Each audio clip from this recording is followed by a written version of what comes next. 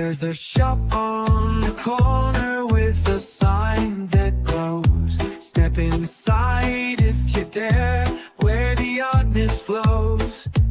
Ancient whispers echo through the dusty air. Shelves of fallen deities, all beyond repair.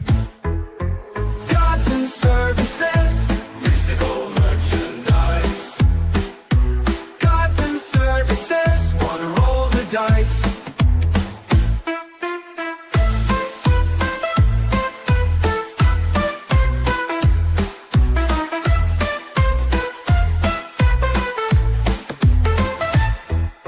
Zeus in the bargain bin, thunder on the cheap. Hades sells for half off while his minions creep. Aphrodite's beauty faded over time. Now she runs the counter in this celestial five and dime. Gods and services, physical merchandise. Gods and services, wanna roll the dice.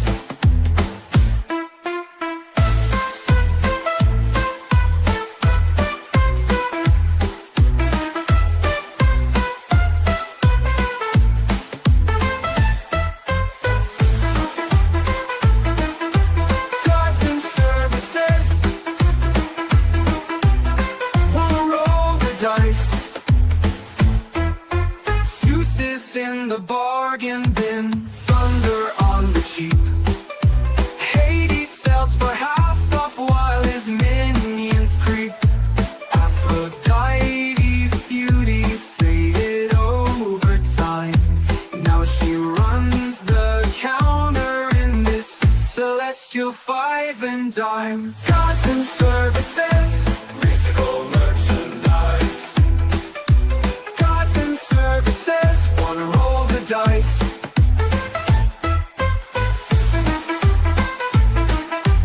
Gods and services, wanna roll the dice. Get the latest fantasy horror anthology, Gods and Services New Location, from Critical Blast Publishing. Available at criticalblast.com or wherever books are sold.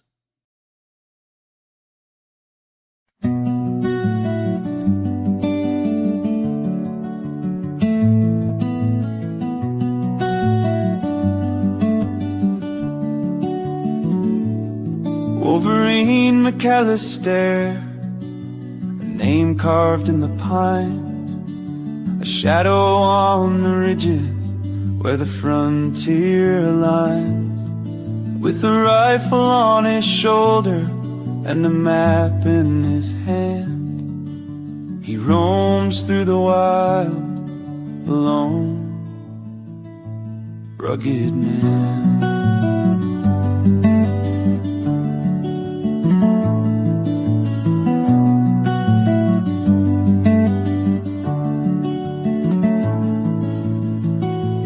Oh, McAllister, the winds know your name. From the rivers to the canyons, they sing of your flame. Through the valleys and the mountains, your spirit runs free. A journey unending, as vast as the sea.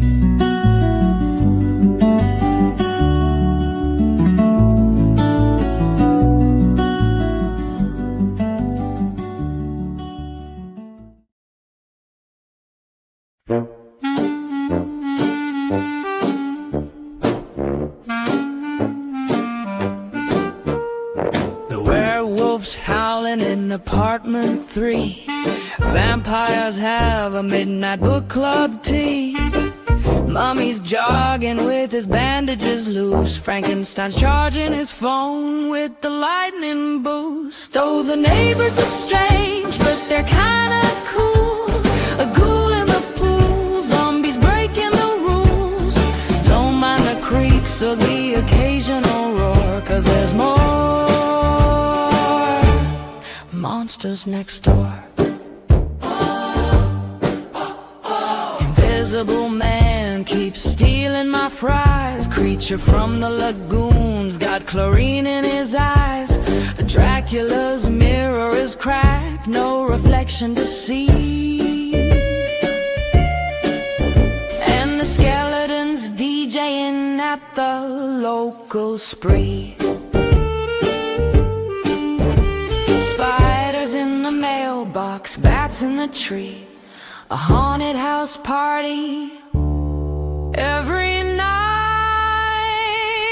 for free. Oh, the neighbors are strange, but they're kinda cool. Ghoul in the pool, zombies breaking the rules. Don't mind the creaks or the occasional roar, 'cause there's more monsters next door. More monsters next door. More monsters next door. And good evening, everybody. I am RJ Carter, Senior Managing Editor here at CriticalBlast.com, myopic proofreader for Critical Blast Publishing, and I am the Chief Envelope Licker for Critical Blast Logistics, getting all of your crowdfunder packages out in the mail and into people's hands. Tonight, I am here as the publisher with publisher hat on. Yeah, it says publisher on the inside band there. Just want to make sure that's correct, because we're going to talk about our latest book. It is a book launch party. Technically, it's been out for a couple of days on Amazon if you've been seeing it already, but tonight we're really going to talk about it. And this is the one we just saw the video for, More Monsters Next Door, the follow-up to the wildly successful The Monsters Next Door. And we have a whole host of authors joining us here tonight, so I'm just going to bring them all on at one time. Clickety click click, and we will start talking to people. Lauren, I've seen you try to jump in several times here. It just keeps saying device is not connected. I don't know what's going on, why it's not talking to you. It's prejudiced against your writing. I don't know. But everyone else is here. We're going to go clockwise and introduce. Can't go clockwise. I'm just going to introduce you, and you tell me who you are and why you're here. And we'll just start with Mr. Eldon Litchfield. That way. Hey, pardon me. This is the first time we've done a podcast, so I'm not so amateur horror for me. I wrote a story called Your Reptoid Representative for this anthology. I'm really looking forward to reading everybody else's stories, and I apologize for some reason the light keeps flashing in and out, so I'm kind of a strobe light effect here. I've gotten several other books out there. Not books, sorry. Short stories and anthology. That's pretty much what I've been doing, is writing short stories. So next. That's what we all kind of do here.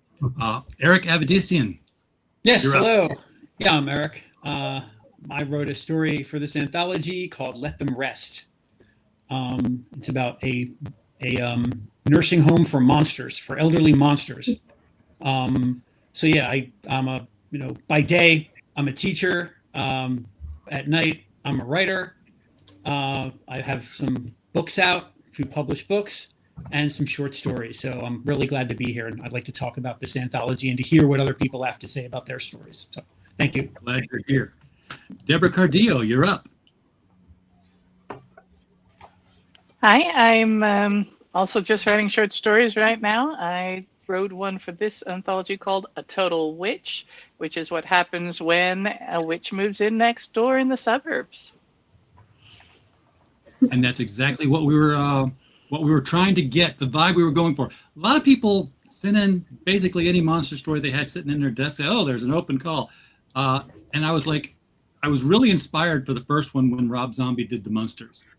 Because I'm like, I would love to see the Munsters or the Addams Family played straight. Just toss them into real life and let real life happen, and let life comedy happen, but not forced sitcom kind of happen. So we got a lot of it. We got a lot of it there, and the rest of you guys just figured out, you know what? Rules still apply to my story, and I'm like, yeah, you're right. So you're in. Mike Rusetsky, bring it on. Hi, hey, I'm Mike, and I write stories a lot of times with a bit of a comedic bent, whether it's horror or sci-fi, finding some light in the dark. So I wrote Byzantium, which includes kind of an obscure Roman god who's a bit of a shapeshifter and a trickster. And I'm super excited to be here and read everyone else's stories soon. That story would have fit well in Gods and Services' new location as well. So if you were writing for that one and you were late, you still fit in. Ray Zajac, no stranger to Critical Blast Publishing. He is, I'm doing this intro for him here, the author of one of our latest novels, Don't Be Cruel, which itself was a short story, and The Devil You Know Best. So Ray, tell us the rest of it. Cheers, it's a party. Yes, my contribution for More Monsters Next Door was The Witches of Arcadia, Witches with a capital B. I don't know if you changed the title to make it more appropriate or... We did not. So it's The Bitches of Arcadia. And it is about a suburban coven of matronly women. And I will say, I look forward to reading everyone else's contribution, every one of them. Spiraling around the screen, we are at MR DeLuca. Hi everyone. I'm MR. I do have a name. I just go by my initials. I know how that's. I know how that is. Yeah, I actually have I guess you call it a left brain type job. I love, however, using my right brain, and I love writing, especially short stories. I believe 13 published, or my 13th is going to be published next year. I wrote Paradise Marsh for More Monsters Next Door. I love speculative fiction. This one is actually, I can't talk about it too much because the twist is the main plot, I guess you'd say, but it's essentially a woman who inherits her grandmother's house in the South Carolina Low Country, goes there to essentially find answers about her background and finds answers to questions that she didn't even know she had. But yeah, like everybody, I'm very excited to read everyone's work, and I'm also a very big fan of the Monsters in the Twilight Zone, so there are probably some elements of that incorporated, or at least I should say inspiration, into my story. And finally, right there in the bullseye, Jacob Steinmeier, go. Yeah, hi everybody. My story is a split decision. I'm an English teacher, and I've just started writing again this year after a long hiatus. Split decision is actually it's the third story I wrote, first one that I've been published. So thanks very much, RJ, for choosing it for More Monsters Next Door. It's set in a sort of a world that I'm creating with a character called Sam Heller, who's a private investigator who works for and occasionally against monsters and supernatural creatures. And it involves a particularly bizarre and disturbing creature that he discovers right under his very nose in his apartment building. Yeah, it's absolutely a pleasure to be here with all the rest of you authors. And I've started going through the book and reading people's stories. I'm about halfway through, so I apologize I haven't read the story of any particular person here, but I'm enjoying them all, and I have no doubt I'll enjoy yours just as much. So thank you. All right. Well, you're peeking behind the curtain. And in other news, that sale was you. Because I've been looking at the reports like, yeah, I haven't told anybody it's out there yet, but somebody bought it. So we're going to go backwards now from you. And this won't be a surprise to you, but it might be a surprise to everybody else who hasn't picked up the book yet. We're going to take a look at the cover to your story and let you tell us as much about it as you can without telling us anything about it at all. Okay, no pressure. Basically, the monster in question is,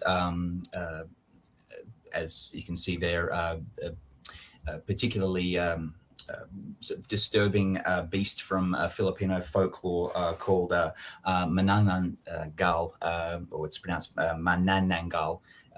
It's and obviously without going too much into the story, so we don't have to kind of like spoil anything. Essentially, it's a hideous creature which it's a form of vampire that detaches itself, splits itself in half, and the top half flies around, grows wings, and menaces the innocent, much as vampires tend to do in their off hours. And that the main character, Sam Heller, is the the sort of hard drinking, two-fisted sort of detective archetype, but dropped it into essentially a world in which the supernatural creatures, monsters, are both friends, protagonists, and occasional antagonists like that. Absolutely hauntingly disgusting representation of my monster. Thank you very much for that, by the way. I just wanted to point out how amazing the front pages of each story actually are. It's such an absolute a blast, not pun intended, to see these, to each story and the artwork that you've created for each one. So thank you very much for that. That was a real treat. Well, we have an excellent graphic designer on staff, George Peter Gatzis. We do some of his books as well, so it kind of balances out for us. But he did all the layout, came up with all the logos for the titles and how they lay out and everything. So I could not do this job without George being on hand. See how we're going? We're going backwards, going to see M.R. DeLuca, and I have absolutely no thumbnails to just like click and go straight there. So find yourself in the middle of the book. We find Paradise Marsh here. So we can, yeah, I'm going to scroll like a neophyte here.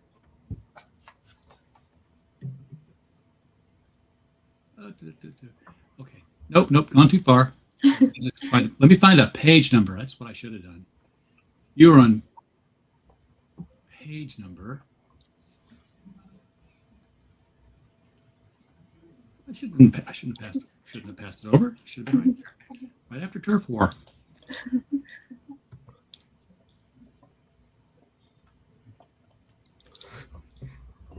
Yeah, I don't want to give them all away as I'm scrolling through.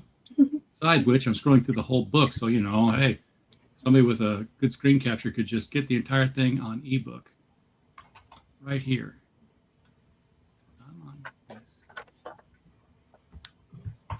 Okay, there's Turf War, so you're next. Aha! There. Paradise Marsh. Yep, that's a great representation of the story. Yeah, so this story is, like I was saying a little bit earlier, about a woman whose grandmother has just died. She's inherited her home in the South Carolina Low Country. For those who don't know too much about it, essentially very marshy. Anyone who's actually been in the area, it actually smells like fluff mud, and it's very beautiful, but it's very remote. So this woman, she's her parents have died, her grandmother's died. She's essentially alone, has no direction, and she goes and she inherits the home, and she goes to the Low Country, and she meets this woman who was a friend of her grandmother's, and she essentially talks with her, and she learns more about the area. And like I was saying, it being a remote type area is a very big part of the story. If I say more, that might actually reveal kind of the twist, but essentially it's very much about who is the monster in the story, and you have to decide for yourself at the end. I do tend to like to write stories like that because we've grown up on a lot of the Twilight Zone episodes, and also his screenplays. I've read those as well, and so I've always liked the idea of ambiguity of how like different people can interpret the same thing different ways.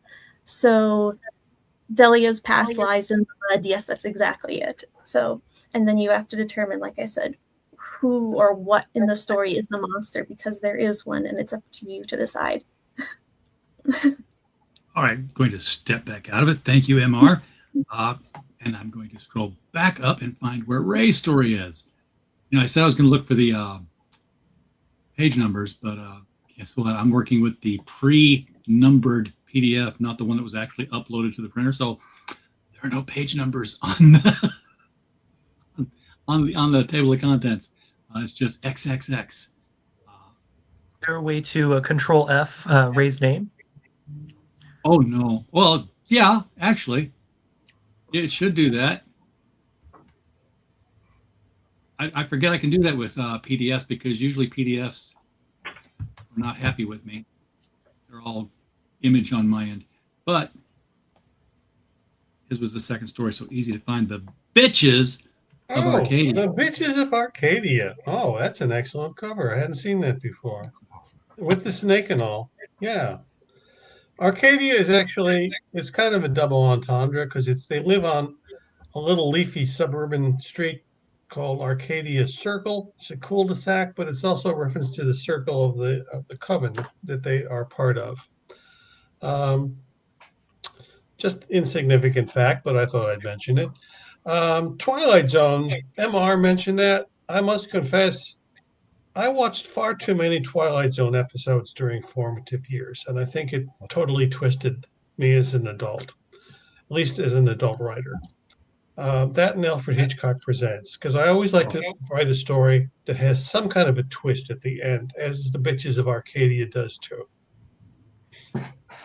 I was always more scared by Night Gallery. I'm sorry? I was always more frightened by the Night Gallery episodes of Serlings. Oh, I like the original Twilight Zone. I thought Night Gallery was a little bit derivative. I think he got, I don't know. I thought he deteriorated a little bit there, to be honest. But they were more graphic. They were the ones I wasn't allowed to watch. Yeah, well, they were in color. Most of the early Twilight Zone episodes were black and white. And that made a difference. The ones you're not we're allowed really to watch are always the most dating fun. ourselves here, aren't we? Yeah. Yeah. I've got Misha Collins has jumped into my lap here. That's the cat's name, Misha Collins. So if you're a Supernatural fan, you understand where that's coming from. Mike, I'm going to look for yours now. You know what? I'm going to do the old Control F trick and see what that does. Hey, there's a find window. Can we do Control F in sympathy here? Maybe it'll have a cumulative effect. Or Searching. Oh, look, it's searching every single page. It's not stopping anywhere.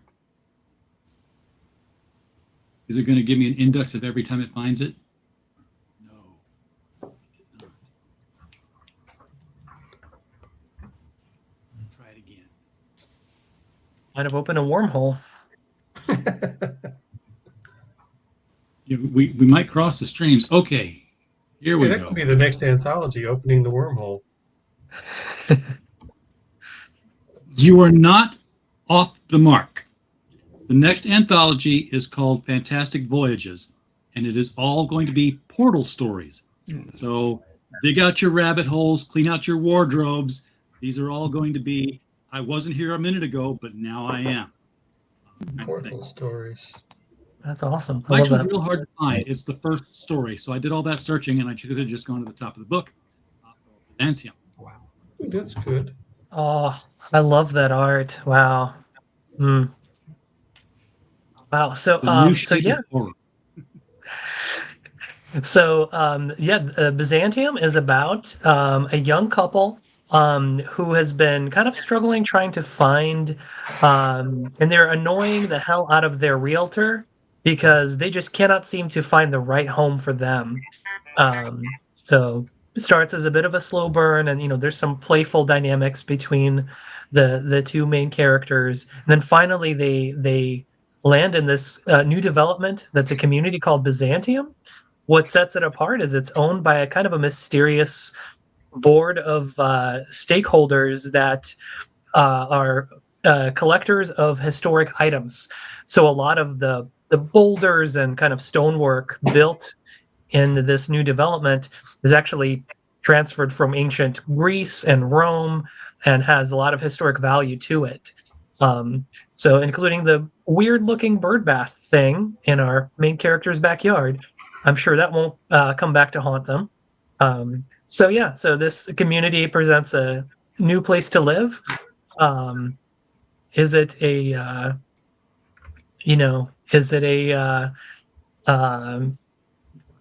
it an eerie neighbor situation? Is it a malevolent spirit situation? Or is it a shapeshifter Roman god who wants them to obey him situation? I don't know. I guess we'll have to find out. Again, the gods and monsters are getting mixed up, as they tend to do. Let me do the Control F trick again, and we'll go find Deborah's story. Oh, look at that.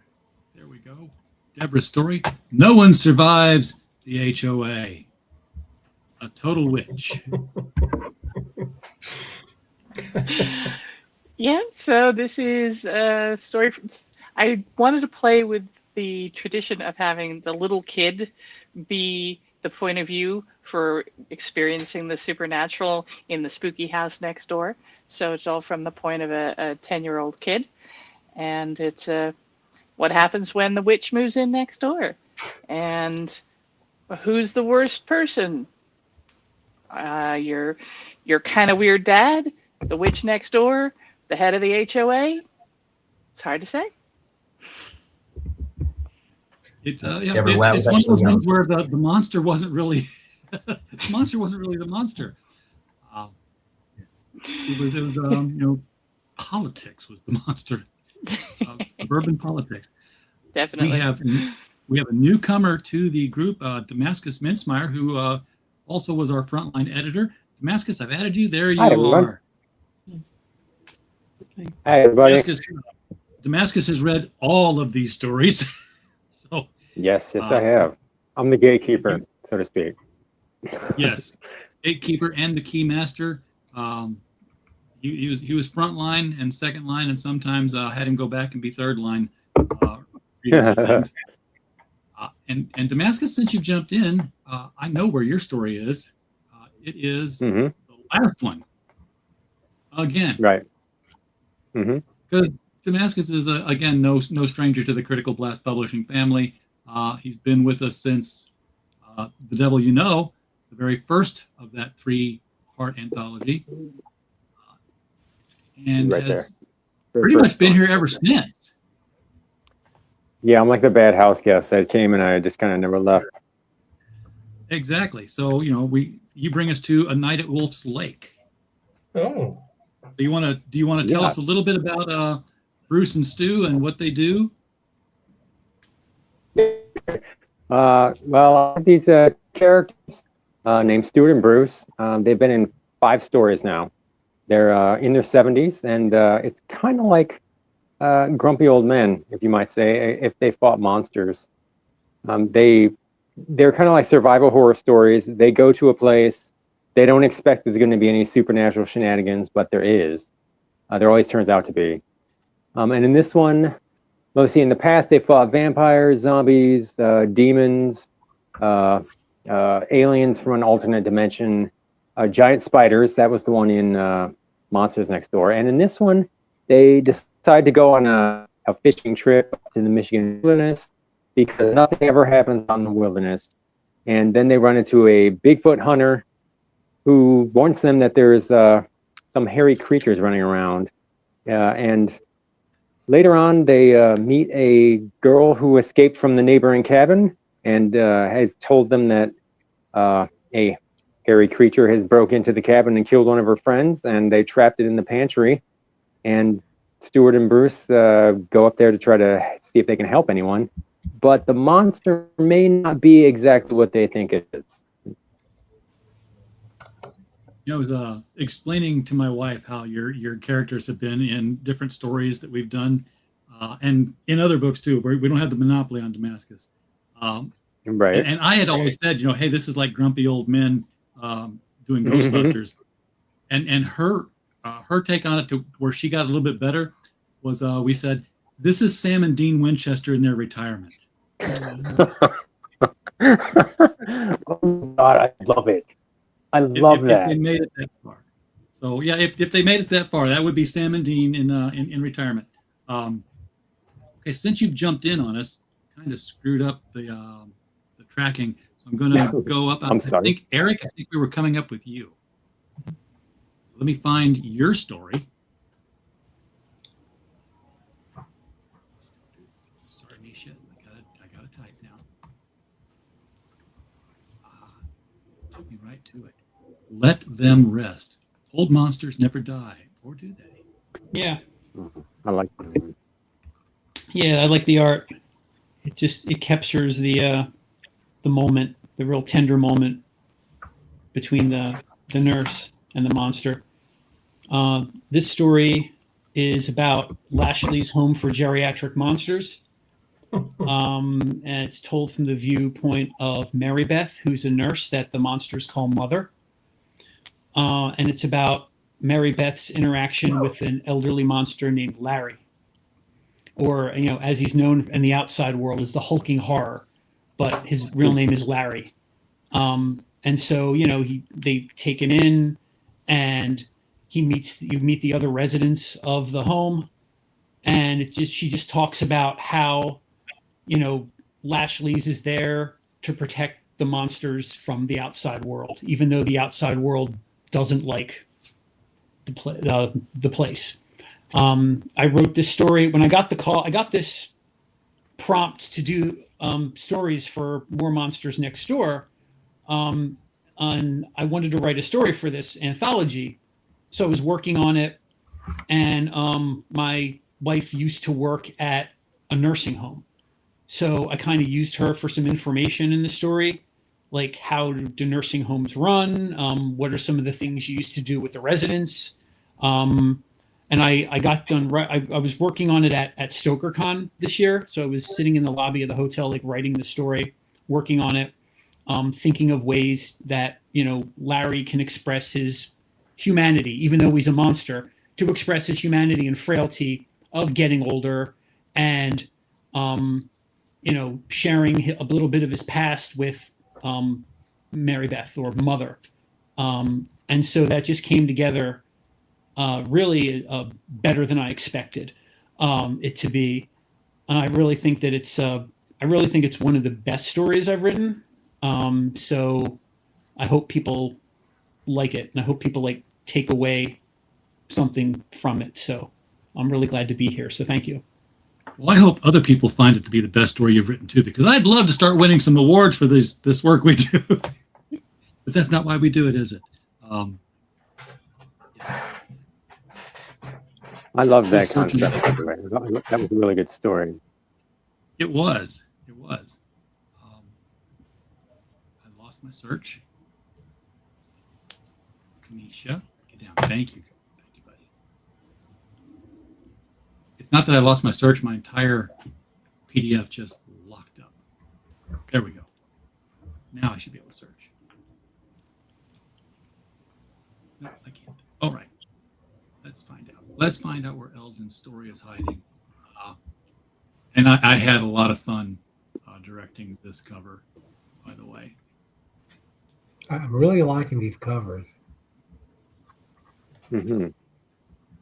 We've done this since Monsters Next Door. We then did it with Fables Next Door, and we made a fatal mistake with that one because I said, let's do them in color. Yeah. And, rookie mistake. I should have known well better. I mean, you have 400 pages of story, and you have 20 pages in color. You have 420 pages in color according to the printer, and made it really expensive. So if you have the color copy, keep it, because we went back and black and whited those pictures to bring the price down on the book so that it would sell better. So now they're all black and white. But your Reptoid representative, as if we don't already have enough snakes in politics. Eldon, take it away. Well, obviously this kind of came up during with us when the previous election basically was coming forward, and you have all these conspiracy theories everywhere, and one that occasionally pops up for decades is the reptoids. There's reptoids in the government. There's reptoids hiding amongst us, and it's all about, well, most these poor folk just, you know, they're just kind of wanting to fit in. They were here kind of before us, but we came up as Stambles. What if they're actually out there just living in our society, hidden, and a political candidate decides that enough is enough, he wants to come out, and he's in a very tight race. And the main character is Nancy, who's the campaign manager. She kind of inherited that position from a pro. She says she's a little bit of a rookie, and so her representative, her candidate, so unleashes this on her. Oh, by the way, I'm a reptoid and I want to come clean with it, and demonstrates that, you know, hey, look, I'm a lizard man. So she is processing this while he's really, really wanting to come out and do this basically just a couple of days before the election takes place. So it's her dealing with that. I love my first experience with reptoids in politics was back during the Bush 1 elections, and talk about hating yourself. When David Icke about it in the 70s, it was just David Icke has spent so much of his own money to basically prove that there are people in skin suits in politics that are actually reptilians. or at least half reptilian. It's like, hope he's right. That would be so cool. It would be cool. It would explain a lot. I'm going to go back to the center square and spiral back out again with a whole new question, because one of the fun things about doing, Monsters Next Door is I start off with the most basic 5-year-old concept of an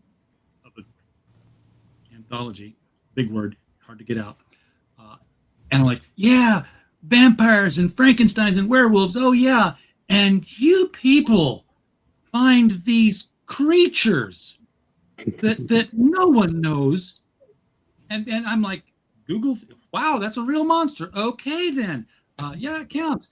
Jacob, come on, man, a Mananga. How did you find your monster, and why did you settle on it? There's the question. Well, I mean, I have an interest in monsters just in general. When I was a kid, I had all of the Universal monsters. Like, I photocopied the pictures out of books, and I basically had a little shrine to them on my bedroom wall as a kid. And I've always been fascinated by just monsters from different cultures, from different places around the world, and just what we consider to be monstrous. And it varies widely. The sheer variety. The vampire idea. Every culture has one, but they vary so much. Whether you're in Japan or the Philippines, where the Manananggal is from, and just they as soon as I heard about this particular thing, this creature, I have to put that in a story. That I have to figure out a way to write about this, because it was just so bizarre and just disturbing a concept. I had to think of a place to put it. And I actually taught in a school for close to 2 decades, where by the end of it was almost 70% students from the Philippines. And what I didn't realize at the time was that when I was sort of writing this story, that it's, and I knew it was a Filipino a monster, it's just how ubiquitous it is over there, and how much it is very much just a part of the folklore. I mean, I brought it up to a colleague from the Philippines just recently, and said, oh yeah, the Manananggal. Oh yeah, you have to do this, and you have to keep your door closed at night, because if you don't, then they swoop in, and pregnant women have to be careful. And there's such a rich mythology behind it, and there's monsters like that all over the world, and I like the weirder the better. Yeah. MR, I don't know if you can answer the question without destroying the surprise of your story, but I'll try. Okay, so I will actually say this. A few years ago, I actually wrote a story, a different one, and it was about a jackalope that was a pet. So what does that have to do with anything? So essentially, I like monsters that you don't necessarily think are monsters, and that's what I did with this story. So just kind of go with that. It's not your typical monster, and you don't necessarily know who the monster is, because honestly, everyone has different points of view, and sometimes what you might think is okay, someone else might not think is, and to them, let's say you're the monster, or the reverse. So that's how my story goes, but I'm not going to say anymore. And a lot of people try to use that kind of logic to slip stories in, where the monster was a human being, like the serial killer monster. Humans are the worst monsters. Yeah. That's true. That wasn't what we were looking for. But you qualified. Yeah, there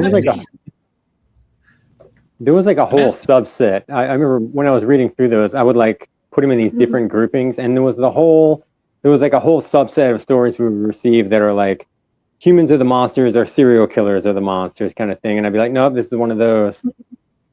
We get a lot of those. I think we have enough to do the serial killer next door if we decided we wanted to pull that off. Right back there. Hey, we're going to use your story after all now. Ray, witches. Why witches? Well, they're actually based on some women I used to live near in the neighborhood. And they actually called themselves the bitches of the street name that I won't repeat. And they tended to party a lot and drink a lot of wine together and basically be bitchy. But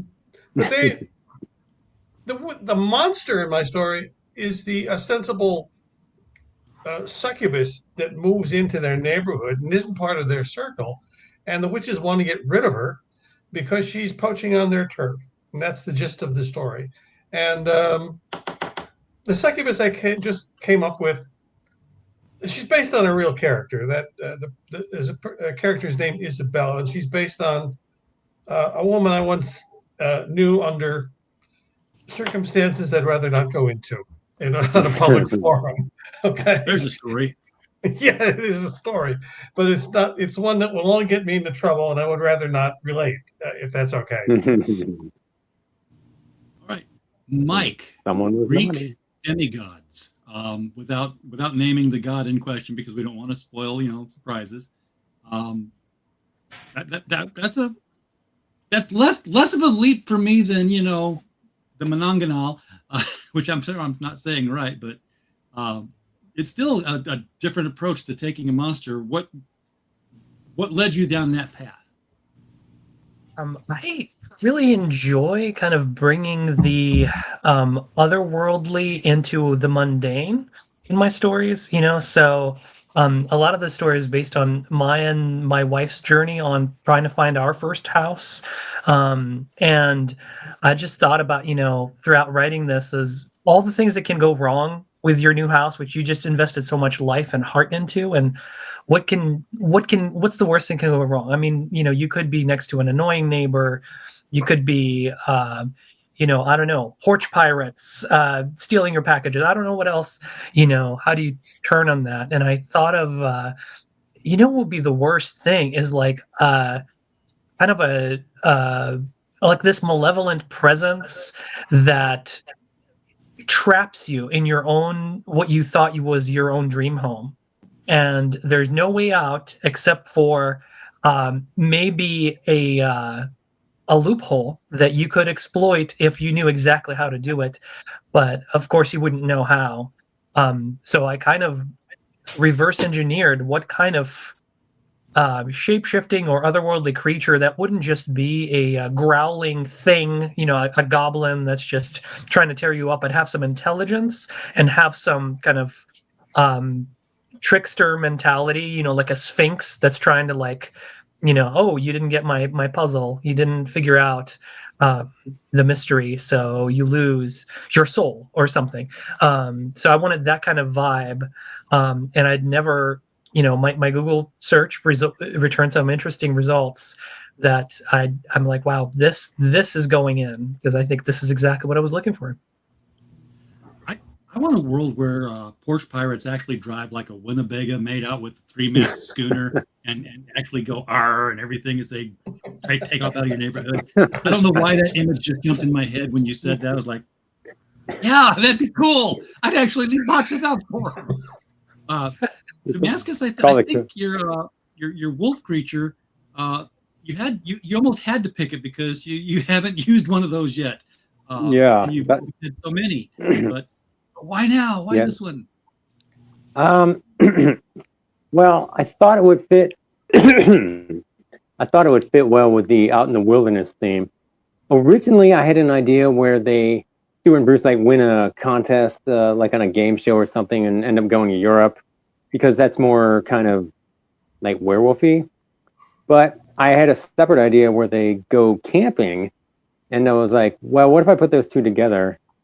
And so that's why I sent them on a fishing trip. And I wanted to add in the Bigfoot cryptid element also, because they run into this pair of like podcasters out there who insist that Bigfoot's in the area, and they kind of get roped into the adventure.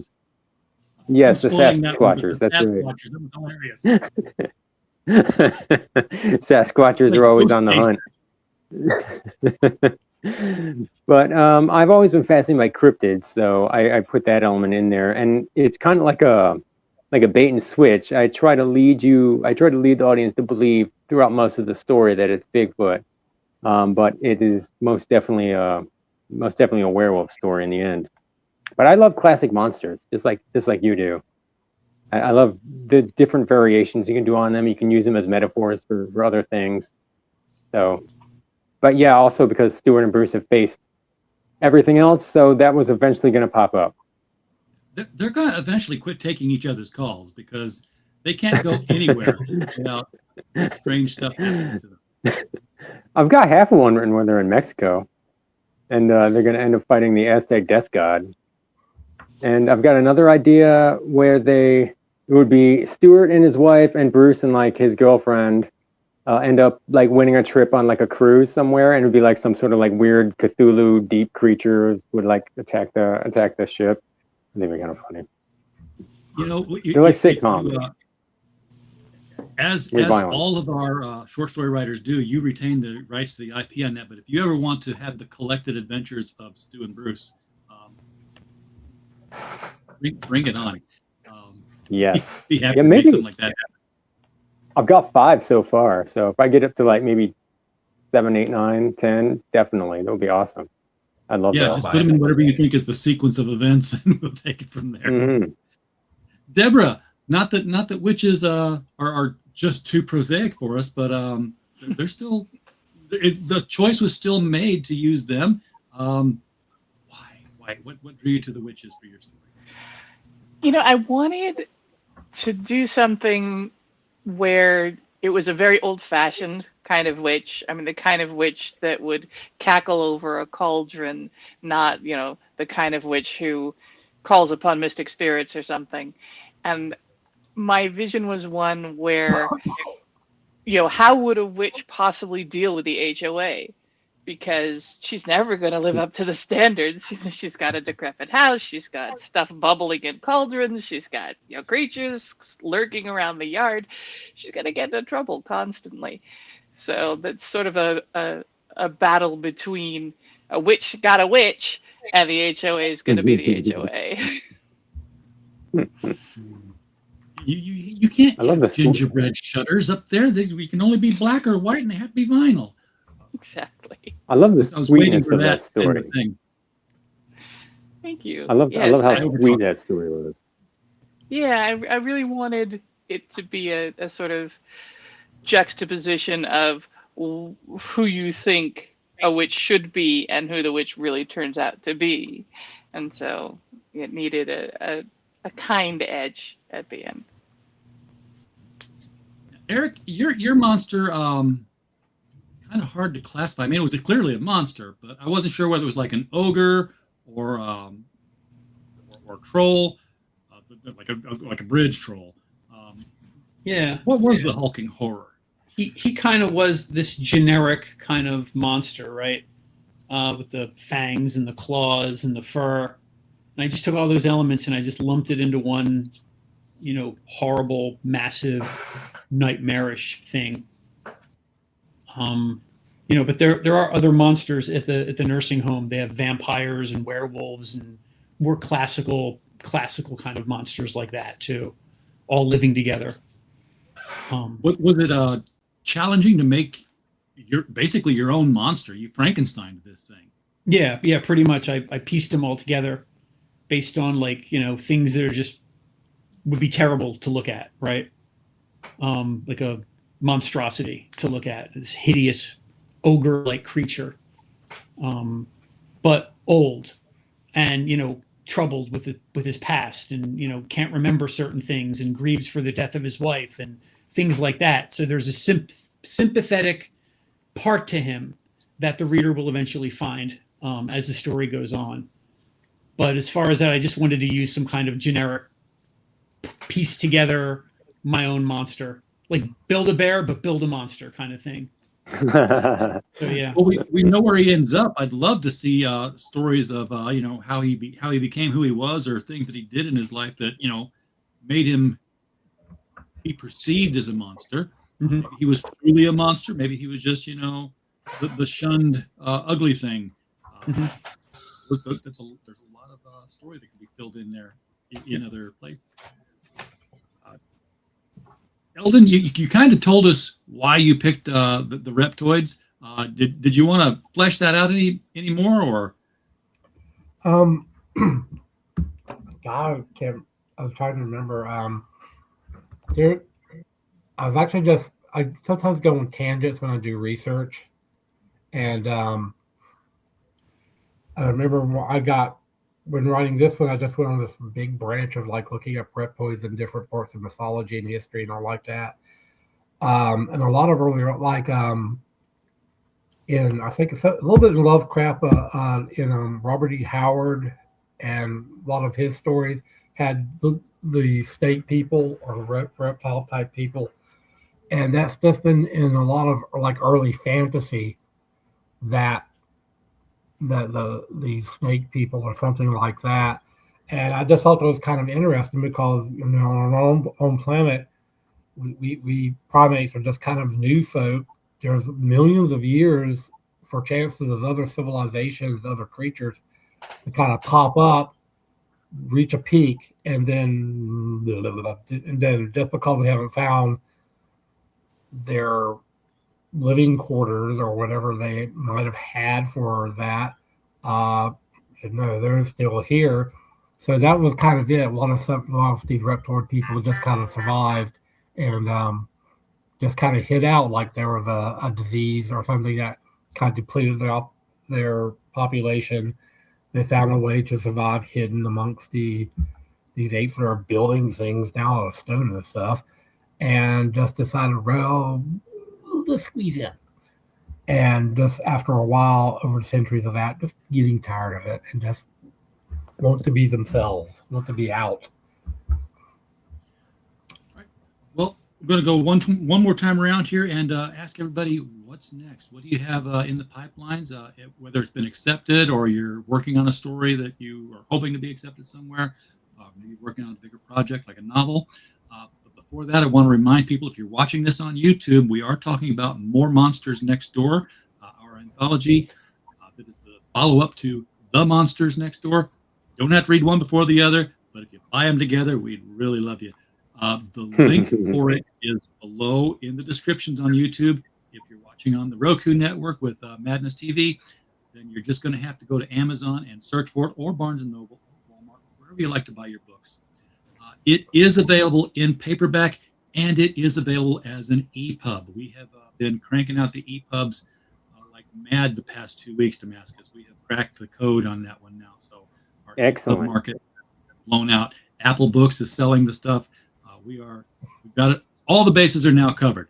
So we'll go the other way around. Eldon, what have you got coming up that we want to look for? Well, I do have a story coming out, and another anthology called I guess blanked on the name of the anthology. Hellbound Highway, called Brutal. Well, my story in this one has a comic element in it. This one's the complete opposite. Dealing with some children. Basically, I think the oldest one is 14, if I remember right.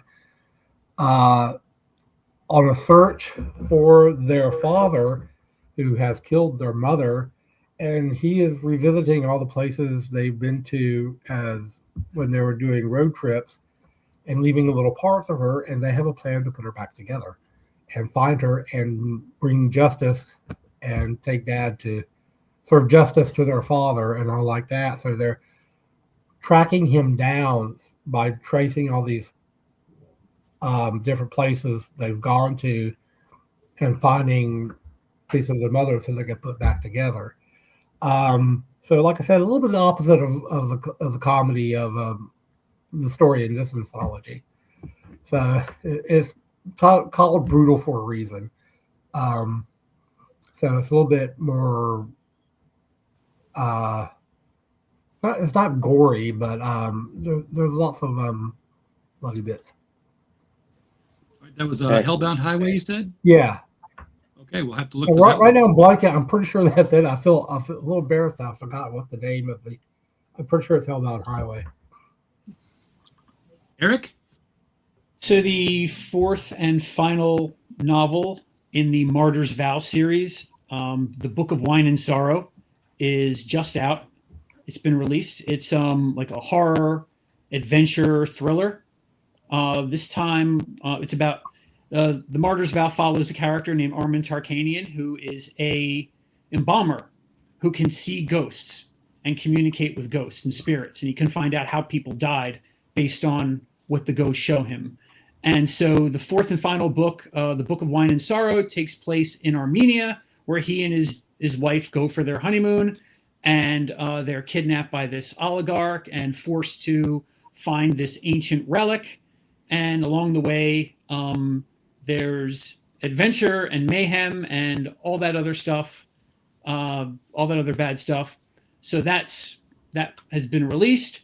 Another short story called Kindness is the Rarest Thing, which is a hope punk story, which is an anthology called Interesting Times, a hope punk anthology by End of the World publications. That is coming out sometime in the near future. That's a kind of dystopian story, but with like light hope punky elements to it. In the pipeline, I'm working on an unnamed cryptid project about a certain cryptid that I can't really mention now. And then there's other things that I've drafted and working on for 2026 and beyond. So I've got a whole list of things that I'm working on right now. So, or in the planning stages, let's just say. I just had to go Google hope punk because I had never heard of that before. I never heard of that either. Yeah, it's basically like like cyberpunk, those elements of cyberpunk. Hope punk is basically a hopeful future. So you're in this terrible dystopia, but there's like hopeful elements that bleed through that story to kind of give it a more like positive kind of ending. Even Minyasa's out there like, today I learned about hope punk and suddenly it's a favorite post-apocalyptic genre. Yeah, that's amazing. We human beings are always coming up with new ways to tell stories and new ways to classify them. And every time you come up with a new classification, you come up with new inspiration for new stories. That's what I love about not having to do the work, just being an editor and coming up with the anthology ideas. Like, I wonder what would spark people's imaginations if I had an anthology called Time in a Bottle. It might be a slip of something coming out in 2027. Just see what kind of time travel stories people would come up with if they couldn't use a machine. So I might have one there for you. Okay, that's one of the things I'm working on is a time travel story. So yeah, keep it on tap. I mean, what the Monsters Next Door was born on a whim. I know I said it was inspired by the Rob Zombie film, but we were basically in the after party for The Devil You Know Better, and we're like, what should we do? Monsters Next Door. Literally just spit it out because I wanted to see monsters living next door, and like three of the people on the party had stories in the next book because they had that much advance notice coming up. Deborah, where are we going to find you? I currently have a novel that's on submission to editors with my agent about a medium who isn't a fraud because she does see ghosts, but ghosts don't talk, so she has to do a lot of lying about what they're trying to say. Absolutely, your husband is so sorry that he's gone and he misses you so much. Ghost enemy high woman going. I love that. And she gets involved in a murder mystery where the ghost wants her to help figure out who killed him. These ghosts need to all just kind of attend ASL classes on Earth somewhere. Just kind of audit the classes. Like, oh look, we can move our hands around and communicate. We got plenty of time. We can do it. Learn it. But that would. I'm sorry, I just undercut plot there, and I don't mean to ever do that to somebody. But I do it in movies all the time, and my wife's like, "Will you just let me enjoy this film?" Well, it's set in the 1870s, so pre-ASL. Oh, well, there you go. Never mind. See, there was a reason. Damascus, I know you're dating other people, so just let me have it hard. Well, I don't have any short stories coming out at the moment. I'm working on my I've got half of the next Stewart and Bruce one on my computer. But what I've been working on off and on lately for the past couple of years is a novel that I'm currently calling Better the Devil. And it's about a guy who road trips across America with the devil, essentially. So it turns out in this book that Satan was actually deposed and kicked out of hell and by the other kings of hell because they thought he was becoming too enamored with humanity. So he's been robbed of all of his power, so he's basically just almost like a normal guy. And he has resorted to stealing people's souls one at a time by granting their wishes. And he's traveling the story goes from San Diego probably to New York. And right now I'm somewhere in Texas because I'm about halfway through. But I've been going back and forth. I've told Ray about this before. He read a very, very, very early draft of this a few years ago.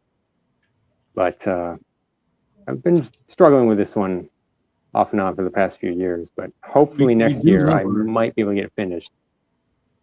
We do love our devil stories around here, so much so that the whole reason that I came up with the Devil You Know anthology was because I had a short story called The Devil You Know that was unfinished. And I'm like, well, instead of shopping it around, since I am a publisher, why don't I just, make an anthology? And surely I will accept my own work into the book. I used to get it out, and I missed the deadline.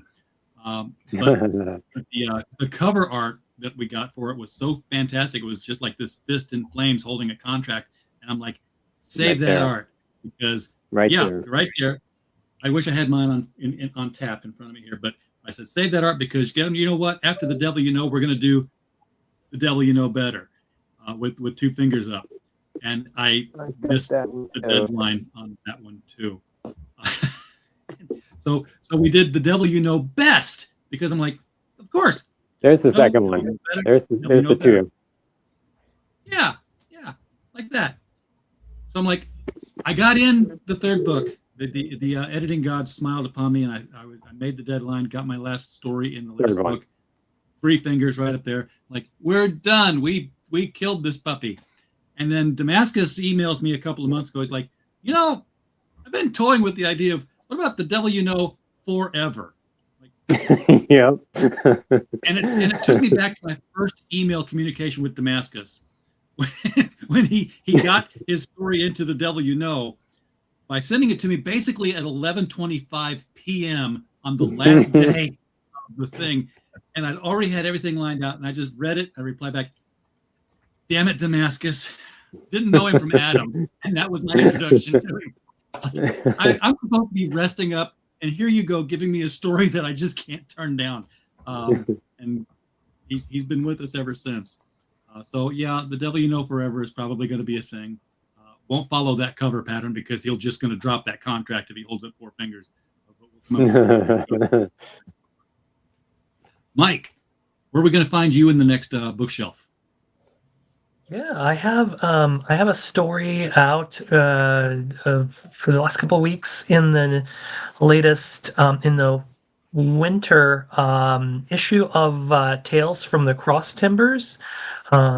It's my story is called The Etymology of Murder, and it's about the most annoying roommate in the world and what happens to such people. So it's kind of a horror comedy with a playful kind of ratcheting tension and a punchline. But yeah, my next one, I believe that's coming out, is a charity anthology that should be out in the next few weeks called Robert's Recurring Nightmares. And that one's to benefit, I believe, an adult literacy center in Detroit. But my story is called 432 Gone. And it's about a man with a magical clock that he has to wind and that sort of runs off the souls of some people that he believes deserve to die, and it prolongs his own life by doing so. So he's kind of caught in a moral quandary that he's having an existential crisis about. I love that idea. That is good. You know, getting to play God with people's lives, that's like jury duty. Ray, people can already find you at Critical Blast with Don't Be Cruel, a lovely detective story with, you know, some like detectives, and The Ghost of Elvis Presley helping them out. The Ghost of Elvis Presley, yes. I have a story coming out in an anthology called Murder Fish from Wonderbird Press. The story is called Eelskin, and it is about a young man and a moray eel in an aquarium who are the latest combatants in an ancient feud between humans and creatures that live in the sea. Cool. I also had, just in the last hour, had an idea for a portal story about a porta potty on a construction site that's actually a TARDIS-like device. And that's probably the next thing I'll work on. You know, that could also be time travel. Don't be cruel. Yes, there's cruel. Elvis walking across the top of the marsh. Yeah, that's a great illustration, too. I really am fond of that illustration. Yeah. Available on Amazon and wherever fine books are sold. Absolutely. And as of yesterday, in ebook. Oh, it is. Oh, okay. That's been done, huh? Okay. Yeah, it doesn't take very long. It's like we run it through the ebook generator machine and load it up, and then 24 hours later. Yeah. Okay. Literally, that's it. We wrote code. And soon to be a major motion picture. We hope. We definitely hope. MR, where are you coming up from next? Yes, so it's going to be next fall, I believe. One of my short stories, Larger Than Life, in an anthology called Spook Hollow. It's Ozark themed. Mine is historical horror. It actually is funny because my very first story I've ever published was also historical horror, but it took place in Salem, Massachusetts.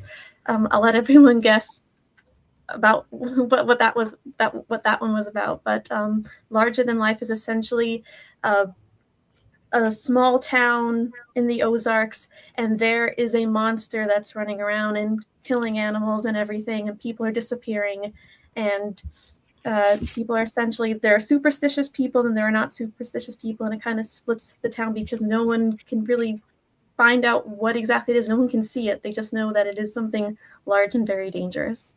So yeah, that's that story. And but there is, because I do like doing twists, there is a twist to the end for that one as well. So